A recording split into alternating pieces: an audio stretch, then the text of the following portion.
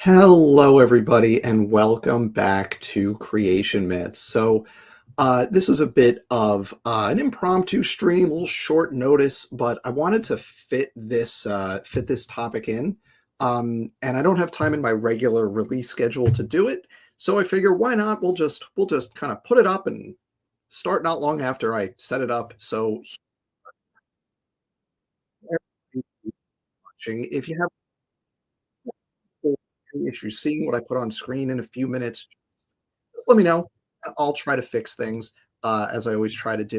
But it looks like everything is working on my end. So let's get into it. The backstory here, I am sitting here on January 20th, 2025, talking to you all. And the backstory here is a couple days ago on January 18th, I debated Dr. Jerry Bergman, a professional young earth creationist with legit doctorate, at least one legit doctorate, maybe but he's got a bunch of degrees. The topic was common descent versus common design. And I'm not here to do like any kind of debate recap or review or anything. I'm here to talk about the comments that people have been making on that debate, specifically the comments from creationists who were either watching the debate live or commented afterwards. Because let me tell you, not a single one of those creationists understood anything I said. And now, to some degree, that's going to be on me, right? Because I approach this debate as a conversation with Dr. Bergman, who, like, say what you want, he's got legit degrees. He knows his stuff. He's an expert. So, we could converse at a fairly technical level, which was really nice. I enjoy being able to do that kind of thing.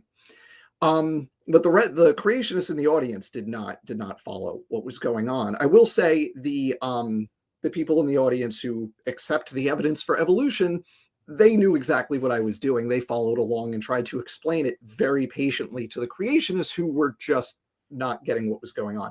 So what we're going to do here is I screenshotted just a whole bunch of comments, both in the comment section of the video and in the live chat from the debate. I went back through and plucked out some funny comments from the live chat. So what I want to do before we get into the actual comments is two things. First, I'm going to show just like a very basic summary of what my argument was. It's just like 4 or 5 lines, real quick. Just like, here's the case I was making, right?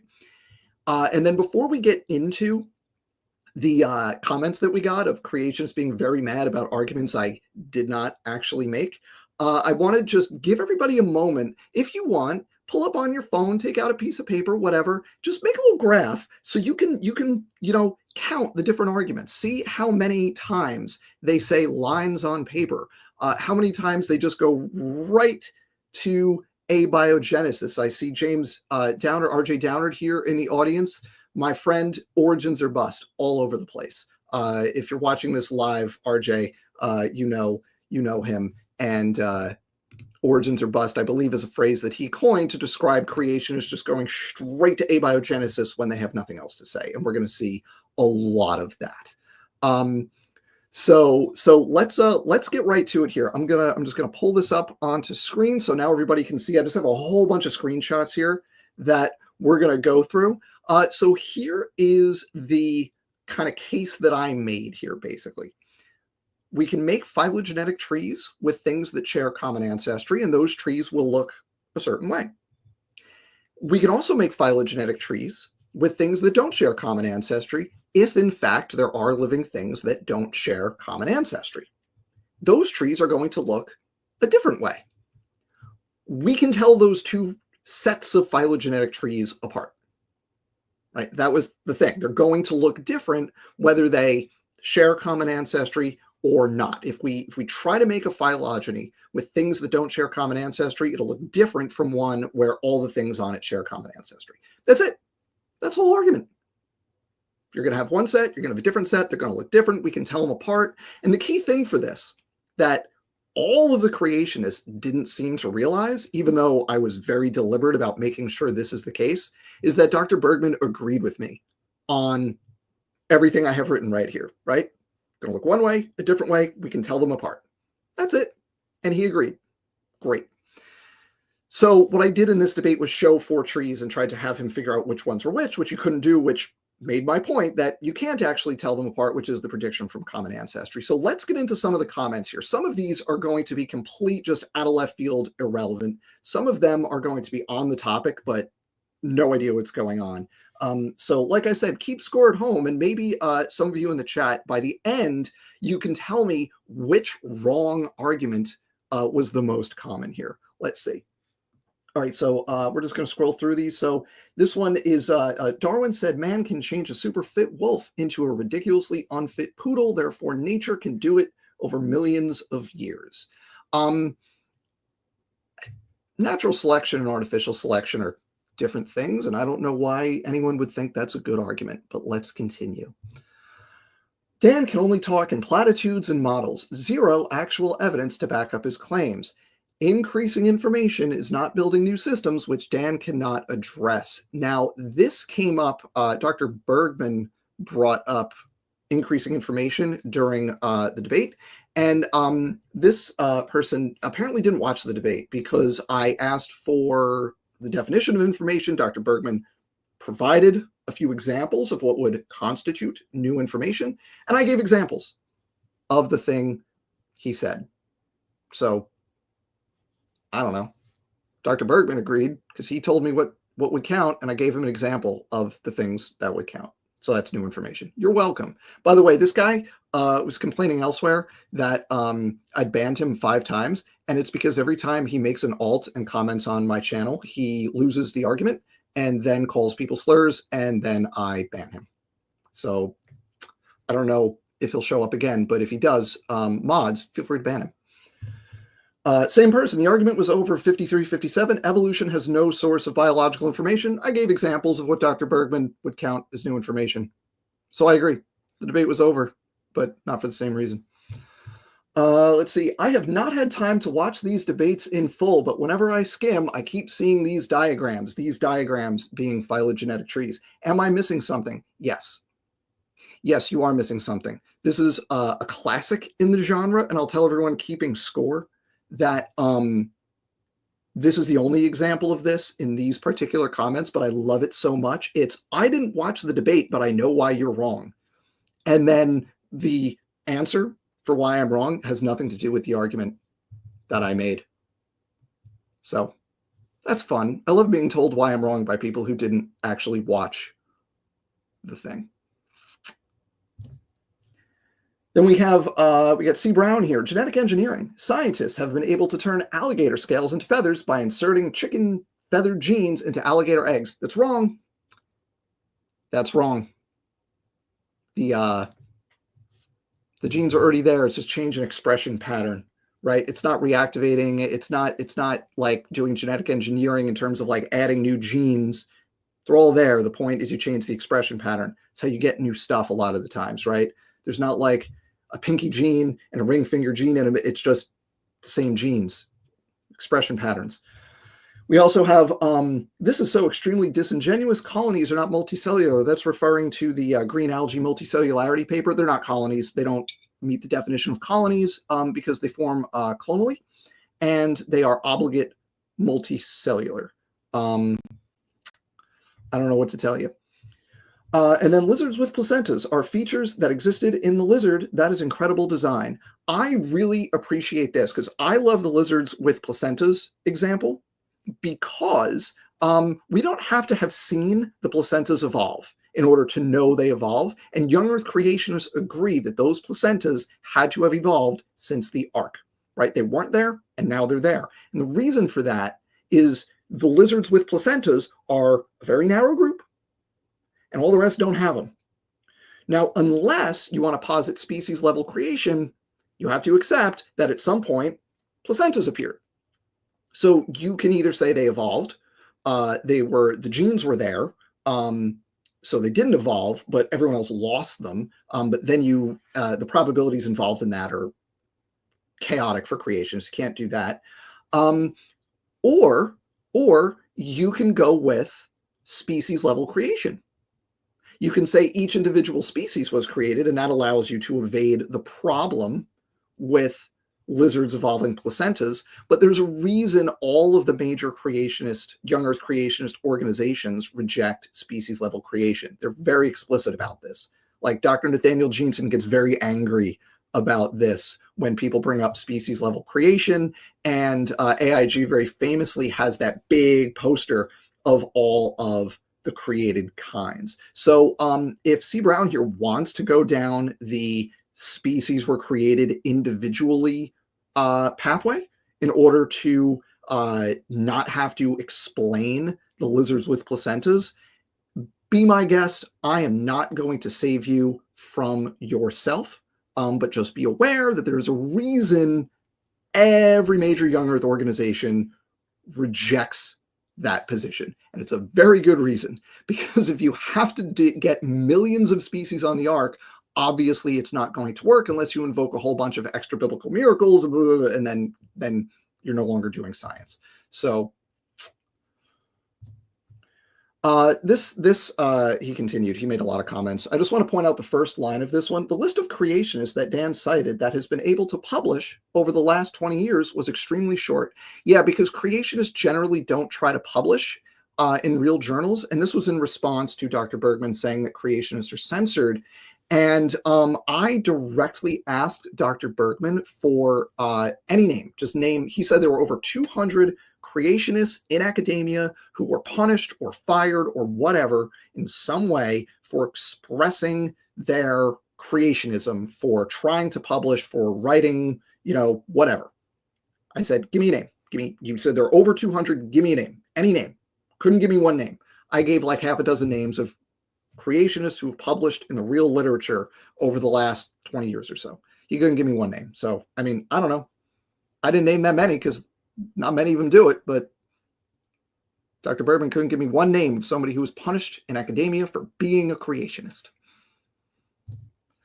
If we have common design, then they could have common features, similar mutations from a commonly designed, similar starting point. Somebody didn't watch my opening because I addressed this specifically in my opening. I addressed this exact point in my opening and explained why that's not the case, but somebody was not paying attention.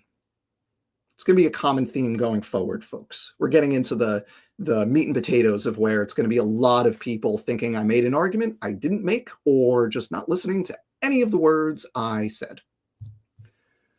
Those aren't from nature. Those referring to phylogenetic trees. Those trees are drawings. Dan expects to dictate the debate that somehow to deny evolutionism zealotry, someone has to disprove his drawings, the drawings he and his evil ilk made up. Isn't that nice? Evil ilk. Someone has to do it without seeing them in advance, without even knowing what they represent, what connections Dan claims. Nope, don't fall for it. This is great. This is great. I love this because my argument was not that the trees were correct. That was explicitly not my argument. I wasn't saying, here are phylogenetic trees, that's evidence for common ancestry. I was explicitly not doing that. But young Earth creationist brains have been trained to just like go to this script anytime phylogenetics comes up. So what was I like actually doing here? I showed 4 phylogenies. And the structure of the argument was we agree that 2 of them are groups that share common ancestry. And 2 of them, I say they share common ancestry, but Dr. Bergman and young Earth creationists would say they don't share common ancestry. And 2 of the trees were like, it was like mice and rats and gerbils. And then 2 of them were like, one of them was simians and one of them was primates, like a big group that creationists say is more than one kind, right? And so we have these 2 sets of 2 trees. And my whole argument is not these trees are valid. It's that 2 of them are valid, 2 of them are not. Let's tell them apart. The structure of the argument was such that nobody has to accept the validity of the trees in question.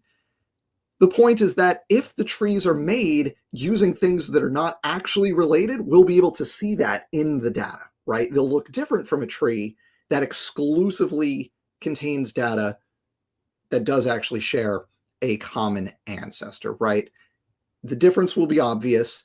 And what we're doing, in effect, is assuming separate ancestry and trying to tell apart the real trees from the fake ones.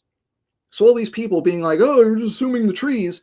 No, that's not what we're doing. You didn't pay attention to the argument I was making. When I said literally none of the creationists watching understood the argument I was making, I am being completely serious. It was every one of them was doing this kind of thing. Okay, let us continue. The very fact that scientific experiments have conclusively proved that spontaneous generation is impossible, boom, done. There we go. Origins or bust. Ball game, folks. That's it. I don't have anything to say. If you're going to go origins or bust, you conceded the argument.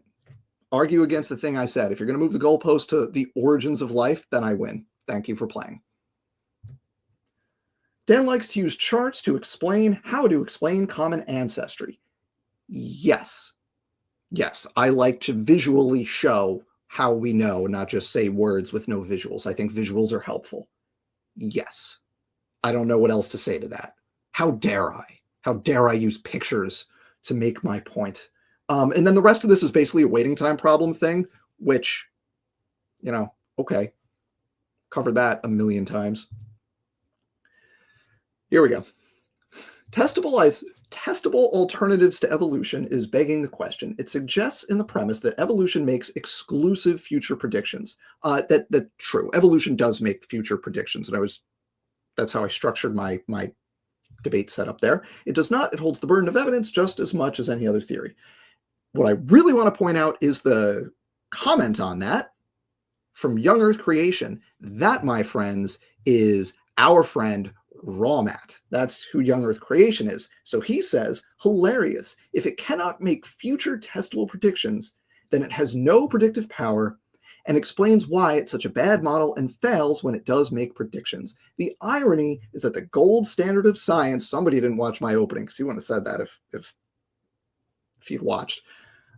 The gold standard of science is accurate, capital T, testable predictions, and you just admitted it doesn't even do it, so you just validated the entire video for us. Thank you. I don't understand what he's saying with that last part, but I don't think Rawmat actually watched anything of that debate, or maybe he just didn't understand any of it.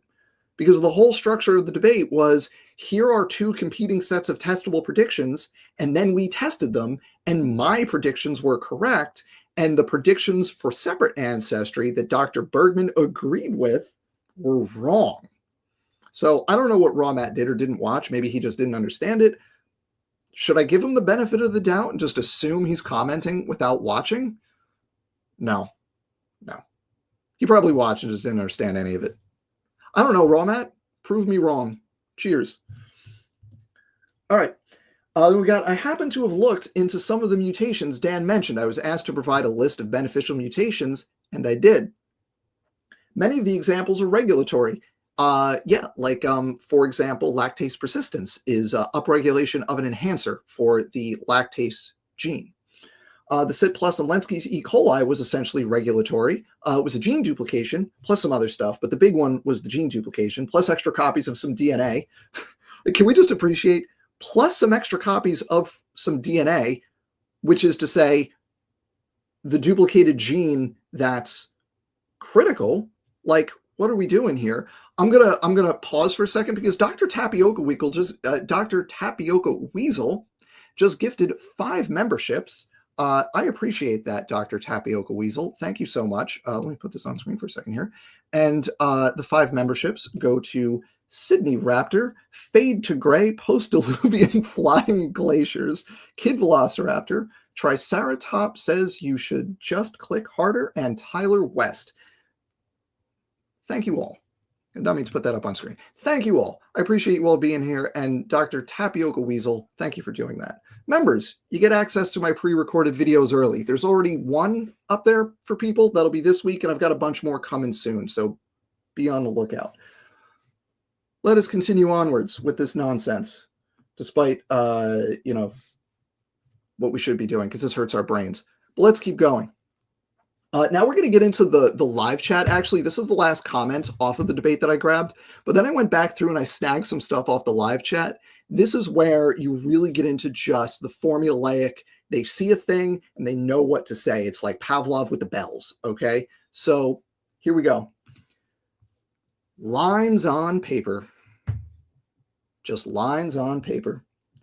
So I'm assuming that's so many lines. We're going to go with so many lines, so much evidence. It's just lines on paper, folks. Those are not proof, nor are they evidence. They are just drawings. We're just doing lines, like they see a phylogeny and they go right to lines on paper. Dan's argument is already dead in the water because he's acting as if life can be reduced to lines on a graph of mere traits and sequences. It's lines on paper, folks. Literally none of these people listened to or understood the argument I was making. None of them. Nobody. Lines on paper with a bad philosophy. That's redefined living. That's Sam. He's such a jerk. I tried to help Sam. I want to give Sam some advice here. I'm going to speak to Sam here just for a second, because Sam and I were going back and forth in the comments and in the comments of the video. And at some point I was like, I'm not talking to you anymore because you're being rude and I don't waste my time. So he brought up, he asked me a question, and I, in answering the question, said, do you know the difference between X and Y? Right? Here are two words. I need to know if you know the difference. And he got really mad about this. And went into angry debate bro mode. And that's when I was like, I don't need to have a conversation with you because you're acting like a petulant child. And here's the thing that Sam, again, I'm speaking directly to you now. I am a teacher. It's what I do. Pedagogy is something I care about deeply, and I think about it a lot.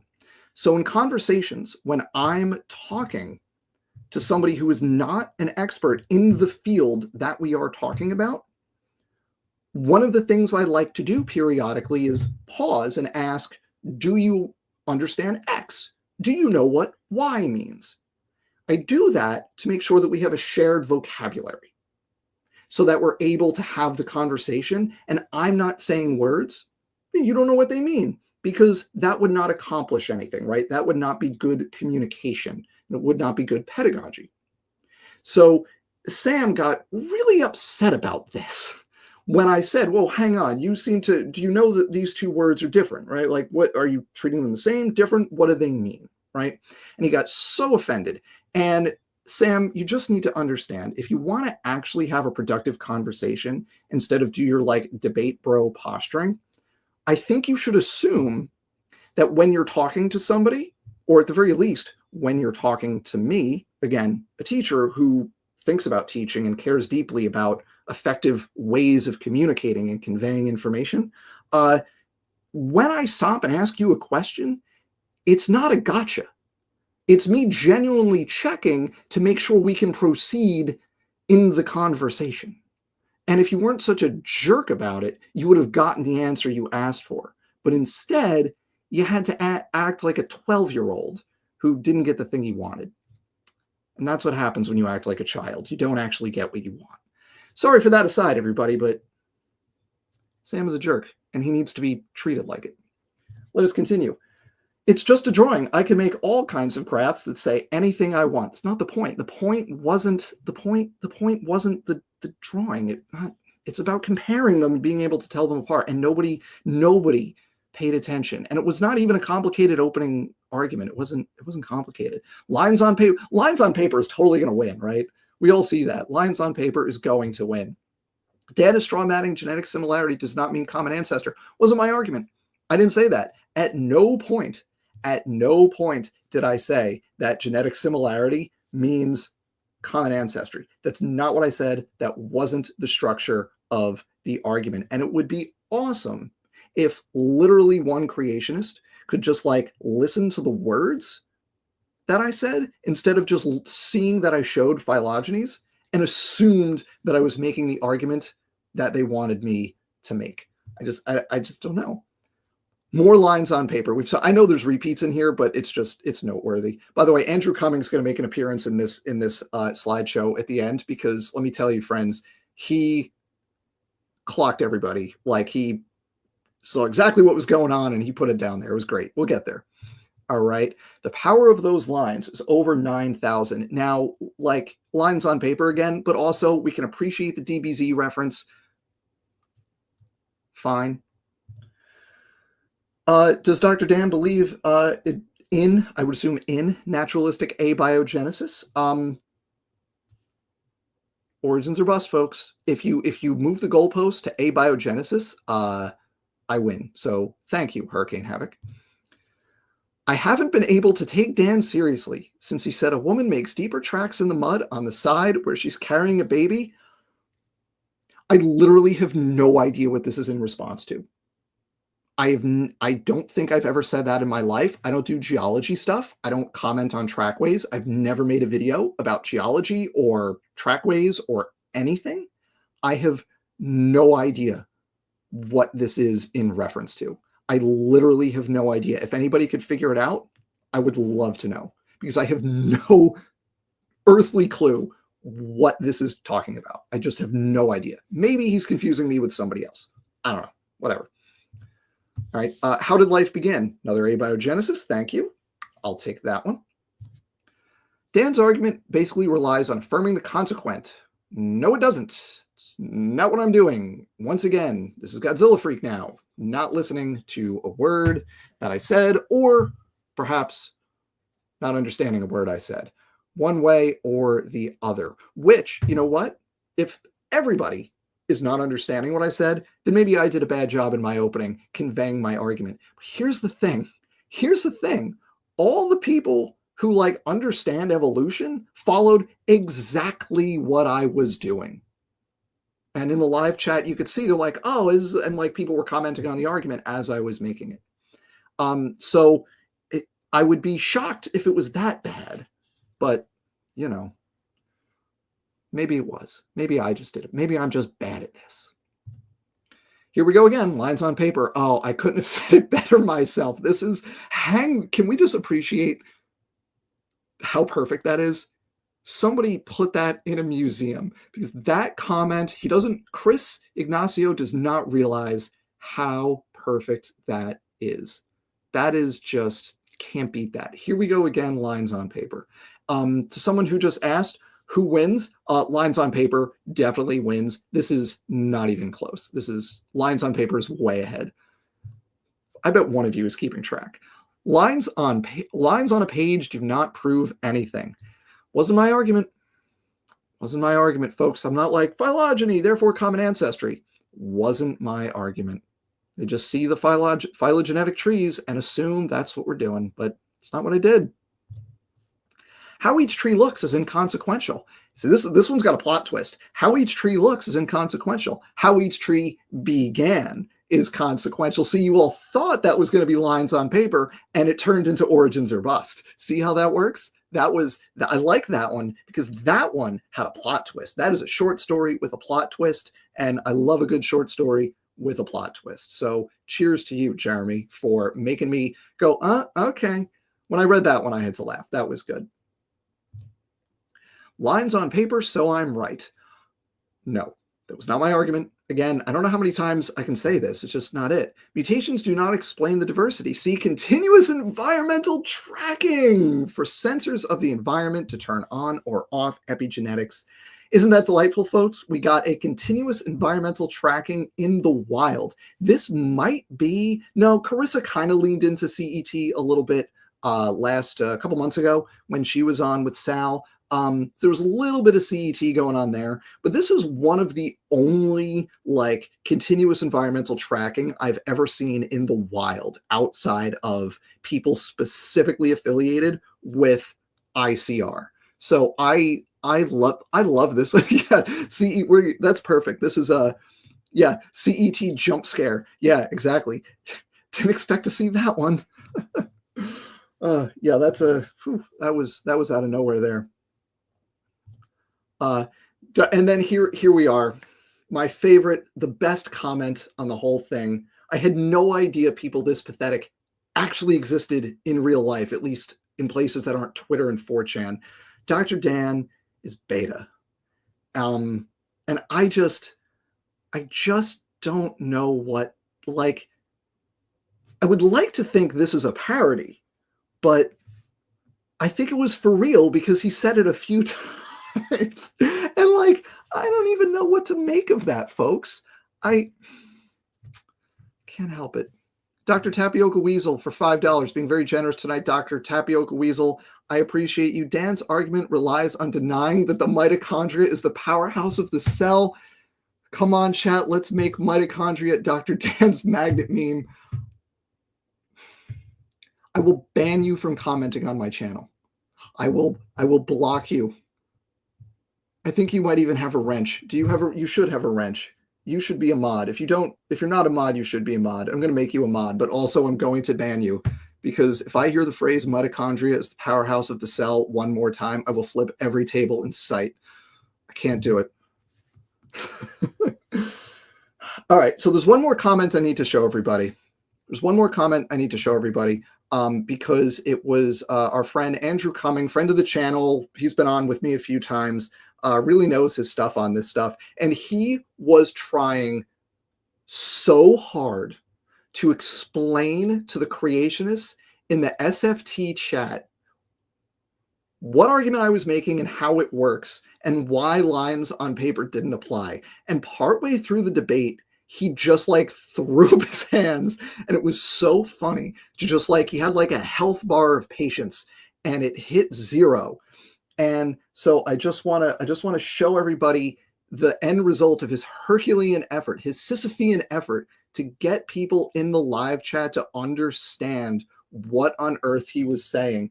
And he said this was 40 minutes into the debate, and he says, LOL, I love how the counter argument being offered so far in the chat is, I don't understand it, it's complicated, so it doesn't matter. And folks, that was it. That's exactly what was happening. It was everyone's brains shorted out because they didn't the argument I was making was unfamiliar. You all are gonna, the live chat is lively right now and you all are doing it. But we got a $10 super chat from Boring Turtle. Boring Turtle, thank you for your generosity. I appreciate it. You all don't have to do super chats right now. We're just messing around and having fun. Don't know if someone else said this already, but that trackway thing is probably from the video Erica made. She made the argument about the side of the hip with the baby. That would be really surprising if somebody confused me with Erica. For starters, because she has hair and I don't, but I have a better beard than she does. So it would be really hard to confuse the two of us, but that may have been what happened. That perhaps it's from one of her videos. That's Guts at Gibbon, for people who don't know. That's who we're referring to here. Okay. So those are all the comments I wanted to show you all. I wasn't keeping score, but I think it's clear that lines on paper was the faraway winner in that one.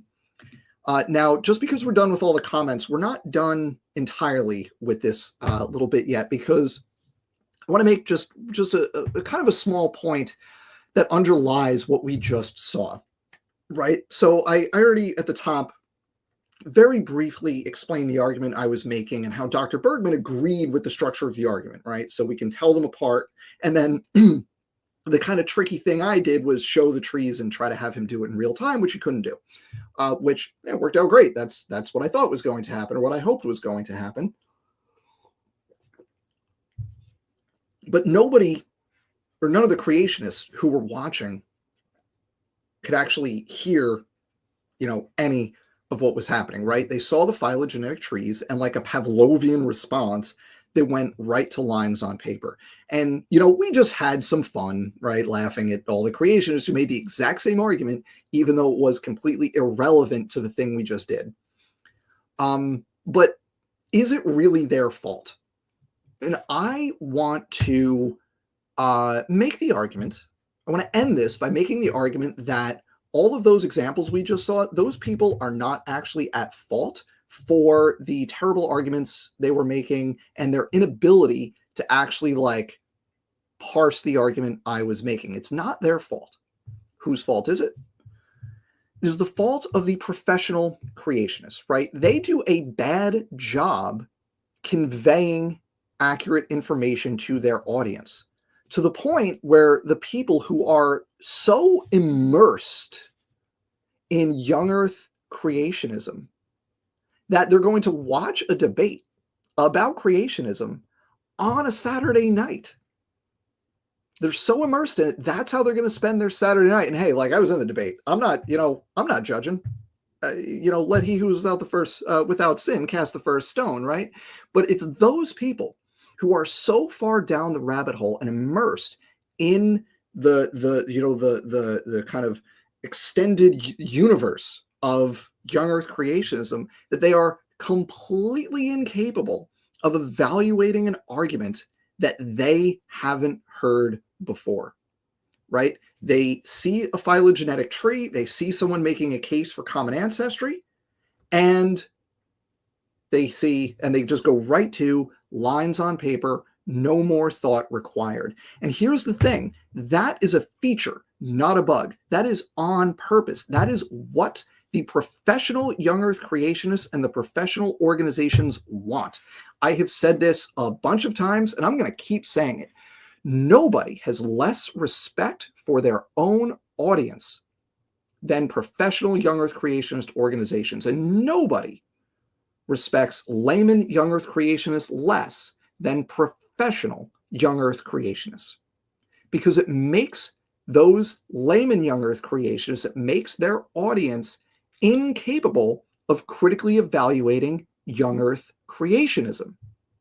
And that means they're not going to ask too many hard questions or seek out answers that might turn out to be inconvenient for young earth creationism, right? That is by design. That is something that the organizations want to instill. And we've seen this over and over and over again. My favorite example being when the COVID vaccines came out and CMI and Dr. Rob Carter and I think it was Jonathan Sarfati were like, trying to like convey to people this is a good thing, and they were like, we don't trust science, why would we get the vaccine? It's like, well, leopards eating faces, never thought I'd see the day, but here we are, right? That's what's going on. This is a thing that happens over and over again with young earth audiences. Now, if I was a member of such an audience, if I was a young earth creationist, I would be really mad about that, right? If I was being treated that way by people who are actually educated and know this stuff, and I was being treated that way, I would be mad at those people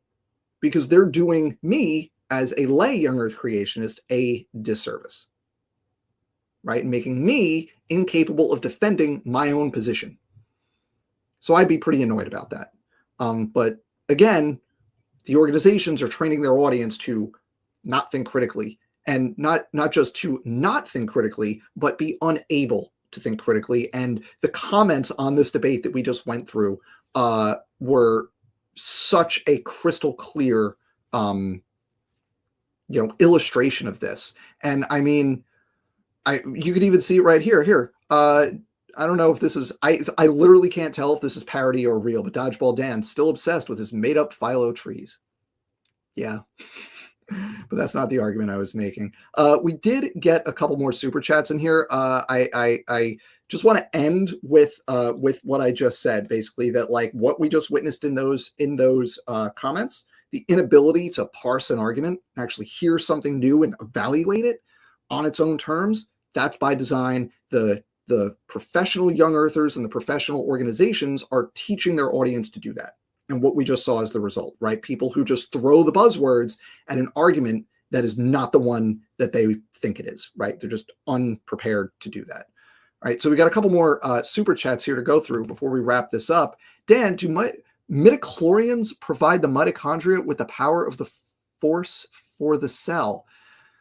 Now you all are just trolling me, Charles, but that was very generous of you, and I appreciate your super chat. And there was another one in here. I want to make sure I don't miss it. Dr. Tapioca Weasel for $2. Chat, I'm going to need you all to smash that like button, please. I second that. Please do that. Smash that like button. Leave a comment. Subscribe. Share. You all know the deal. Do the algorithm-friendly things. Thank you all for hanging out with me for about 40 minutes here as we just went through some of these silly comments. That all was ridiculous. But here we are. So thanks for watching. I hope you all have a great night. Stay healthy, and I will see you all soon. Bye, everybody.